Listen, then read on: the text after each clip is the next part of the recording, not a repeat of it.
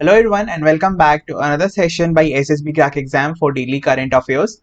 So this is the session for 4th June and it will be taken by me, Chetan. So let's start talking about SSB Crack Exam. So this is a one-stop solution for all the major difference-rated examinations like AFCAT, NDA, CDS, etc. For more details regarding the courses that we offer, you can visit our website learn.ssbcrackexams.com. You can also subscribe to our YouTube channel for regular current affair videos and other difference-rated videos on SSB Crack Exams on YouTube. You can also follow us on Instagram and don't forget to download our Android app from Google Play Store, that is SSB Crack Exams. Now let's start. We shall start our session with the question of the day from yesterday's session. So I asked you guys about what is National Productivity Council and some of its objectives. So see, there are many objectives for National Productivity Council, but I'll be discussing the major one and the important one. And so it was established back in the year 1958 and it is an autonomous organization which works under Department of Promotion of Industry and Internal Trade and Ministry of Commerce and Industry, which is of course a part of Government of India. Further, the objective of one of the objectives of NPC is to promote innovation-led productivity. For example, in the yesterday session when we were discussing about one of the articles related to NPC, we discussed about lean manufacturing, right? So it promotes innovation-led productivity in a sustained manner in all spheres of national economy through holistic and inclusive approach. Right? Okay, so that's it. Now moving on to our first article. So the first one is a cabinet approves establishment of Pharmacopoeia Commission for Indian Medicine and Homeopathy. Right? So this establishment of this new branch of Pharmacopoeia Commission of Indian Medicine and Homeopathy, this will be acting as a subordinate office which will work under the Ministry of Ayush. Right?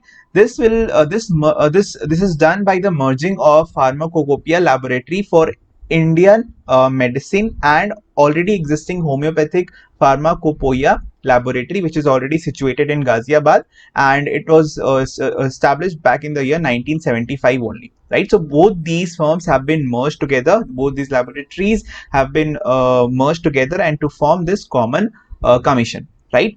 Further, what will be the benefit of this? So the benefit of this merger will facilitate focused and cohesive development of standards of Ayush drugs or Ayurvedic and homeopathic related drugs and publication of pharmacopoeias and formularies, that is medications and drugs that are related to this particular field of biotechnology.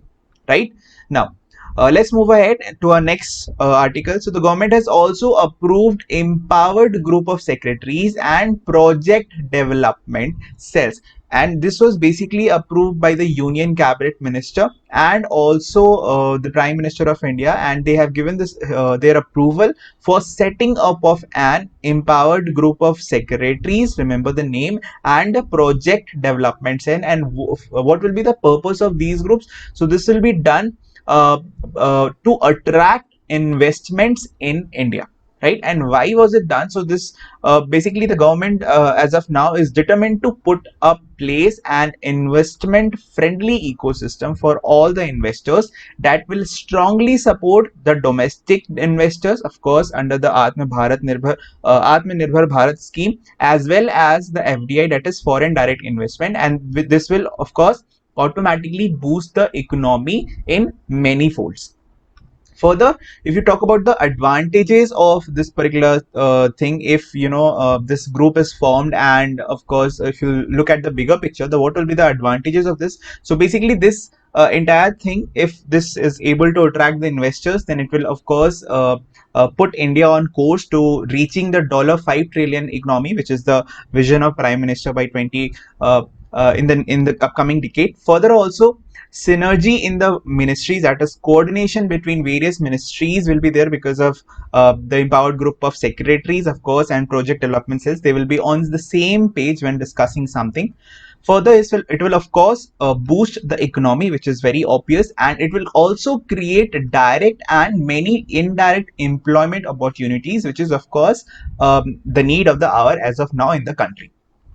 Right, now moving on to our next news. The next news is about from the power sector. So basically Union Power Minister has launched a pan-India real-time market in electricity. Right, now this has placed Indian electricity market amongst a league of few electricity markets in across the entire world which have real-time market. So real-time market is something which is not supported or which is not followed or implemented in many countries. So there are very few electricity markets of the countries in the world which follow this. Now what will it do? So it will basically manage the diversity in the demand pattern in the country with an organized market at national level. Now what is this real-time market? Let me tell you that also. So it is an organized market platform which will enable the buyers as well as the sellers all across the country, all across India, to meet their energy requirement closer to real time of operation. This will bring a required flexibility, which is the need of the hour in the electricity sector, in the market to provide real-time balance while ensuring optimal utilization of the available surplus capacity in the system or the electrical systems or the power hubs. Okay, so this is a good and a very innovative step in this electricity sector or the power sector. Now let's move ahead. Let's talk about something related to the international border, the Indo-China border case. So the government has boosted infrastructure in the areas along China border.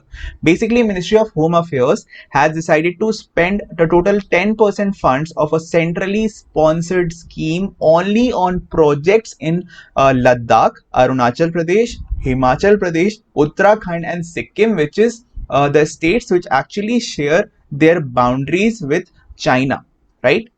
Some of their international boundaries with China. Okay, so all these states share their boundaries with China, and the scheme that I was talking about is the Border Area Development Program, and 10% of this scheme has been will be primarily used for the development of border and the infrastructure of the areas which are very close to the border. And this has been this year, for the year 2020-21 fiscal year, the total budget allocation for this particular program was 784 crore, and of course this will be given to the concerned and the related states and the union territories. So basically what all will be done? So basically in the areas which is close to borders, roads, bridges, mini stadiums, community health centers, primary schools and hostels, basically everything which is related to the basic infrastructure, that will be given focus upon, so that the overall infrastructure is gets better for that particular area, right? Now moving ahead, we shall end news with the current COVID-19 situation in India. So as of 4th of June 8 a.m. the total number of cases, you can say the active cases is 1,06,737, which is 49.2% of the total case. But the good thing is that the total number of discharged or the cured patient is 48%, which is 48%, which is among the highest all across the globe, and it has reached in numbers to amount of 1,04,107. The total number of deaths has crossed the 6,000 mark, and it is 6,075 as of now. Now let's move ahead, guys. It's quiz time, so we'll ask you the questions. When was Ayush Ministry formed? Your options are 15, 16, 14, 19. The correct answer to this is it was formed on 9th of November 2014 after the first term of the new BJP government in 2014. The next question is, recently Government of India has approved empowered group of a blank for attracting investors. So empowered group of secretaries have been created, like we have discussed in the session today. So the correct answer is option A, and not cabinet minister, MPs or anything. The next question is, real-time market has been launched for which of the following sector? Electricity, defense, finance. So as suitable as it sounds for the finance sector, but that is wrong. The correct answer is electricity sector. So real-time market has been launched by the government for pan-India for electricity sector. So the correct answer for this is option A. Now we shall end our session with the question of the day. The question of the day is, what is Ministry of Ayush and its objective? So basic details about Ministry of Ayush: when was it formed, what does it do, and it's one of its many objectives. Write it down your answer in the comment section. Till next session, be safe, take care, Jai Hind.